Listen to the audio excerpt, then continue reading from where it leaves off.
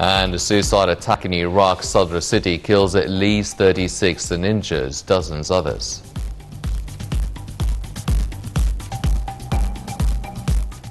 Welcome back. The news in details. President Abdel Fattah al-Sisi performed prayers of Eid al-Adha, or the Feast of Sacrifice, at Malik al-Mulk Mosque in the Heritage area in New Alamein City on Tuesday. Later, the President held a meeting with Prime Minister Mustafa Madbouli and a number of ministers and high-ranking officials where they reviewed the undergoing plan to develop the northwest sector. President Abdel Fattah al-Sisi performed prayers of Eid al-Adha, or the Feast of Sacrifice, at Malik al-Mulk Mosque in the Heritage area of the New Alamein City on Tuesday morning. The prayers were attended by Prime Minister Mustafa Madbouli, Minister of Defense Mohammed Zaki, Chief of Staff Mohammed Farid, in addition to a number of ministers and senior officials. The Eid sermon, which was entitled Trust in God, was delivered by Sayyid Abdel Bari. Following the Eid prayers, President al-Sisi presided over a meeting with Prime Minister Mustafa Madbouli and a number of ministers, as well as high-ranking officials, where they reviewed the undergoing plan to develop the northwest sector. The President instructed to finalize the current national projects in due time nationwide and gave his directives to develop the road network in a bid to ease traffic jamming. The head of state listened to a briefing by Minister of Housing Asim al-Ghazzar on the most important projects being currently implemented in the New Alamein City, including the City of the Arts and Culture. During the meeting, the President also reviewed a number of undergoing developmental projects in Alexandria related to land usage. Earlier in a tweet, President al-Sisi greeted Egyptian people and the Muslim world on Eid al-Adha, saying the occasion represents noble meanings such as sacrifice and wishing welfare and prosperity for the whole Muslim nation. The President also exchanged Eid al-Adha greetings with Arab leaders. He had phone calls with Emir of Kuwait, Sheikh Nawaf al-Ahmad al-Jaber al-Sabah, Iraqi President Burham Saleh, Tunisian President Qais Said, Algerian President Abdelmajid Tebboune, and Qatar's Prince Tamim bin Hamad. During his phone conversation with Emir of Kuwait, President al-Sisi wished prosperity and progress for the brotherly state. For his part, the Kuwaiti Emir expressed his appreciation to the gesture, wishing peace and stability for Egypt. During his phone talks with the Iraqi President Burham Saleh and Prime Minister Mustafa Kadhimi, President al-Sisi wished Iraq security, peace and stability. Earlier, President al-Sisi received a phone call from Abu Dhabi Crown Prince Sheikh Mohammed bin Zayed Al Nahyan. On her social media accounts, First Lady Intisar al-Sisi sent her greetings to Egyptians and the whole Muslim nation on the occasion marking the Feast of Sacrifice. The First Lady reiterated that tolerance and love were exhibited in this feast. She prayed that Almighty God would restore these blessed days to Egypt with many blessings, happiness and good hope.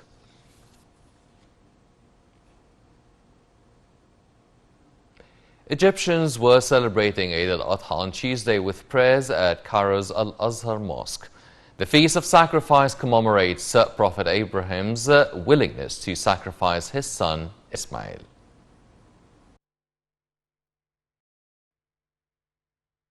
Egyptians were celebrating Eid al-Adha on Tuesday with prayers at Cairo's Al-Azhar Mosque. The holiday, known as the Feast of Sacrifice, commemorates Prophet Ibrahim's willingness to sacrifice his son Ismail. The act of worship marks Eid al-Adha, or the Feast of the Sacrifice. Tight rows of men and women perform ritual prayers, an important part of the Muslim holiday. Some were wearing masks to prevent the spread of COVID-19. After praying, families enjoyed the festival atmosphere, buying balloons for their children. Muslims usually sacrifice a goat, sheep, cow, or a camel for the holiday, donating most of the meat to the poor. Meanwhile, crowds of Muslim worshippers gathered at Al-Aqsa compound in Jerusalem early Tuesday to take part in the prayers marking the start of Eid al-Adha. The Islamic Waqf in Jerusalem said more than 100,000 people attended the Eid prayers. The site, home of the golden topped dome of the Rock and the Al-Aqsa Mosque, is considered the third holiest in Islam. Many children in Gaza mark the Muslim holiday of Eid al-Adha surrounded by rubble. People are still living amid rubble and are struggling to feel the Eid spirit. Neighborhood children played on a nearby playground. In Ramallah, residents took to the shopping as they made their preparations for Eid al-Adha.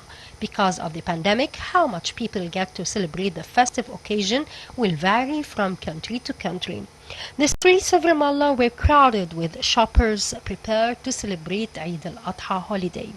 Shoppers were buying meat, sweets, and fruit for the family and friends before the holiday, which is just around the corner.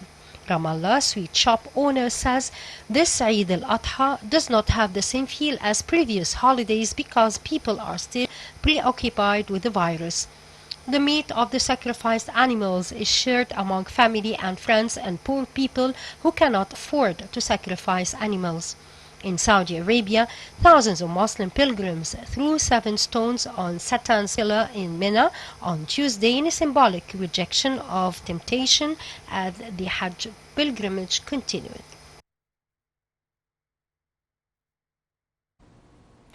Muslim pilgrims cast sanitized pebbles on Tuesday as they took part in the stoning of the devil, the last major ritual of this year's Hajj, which is again under tight coronavirus restrictions.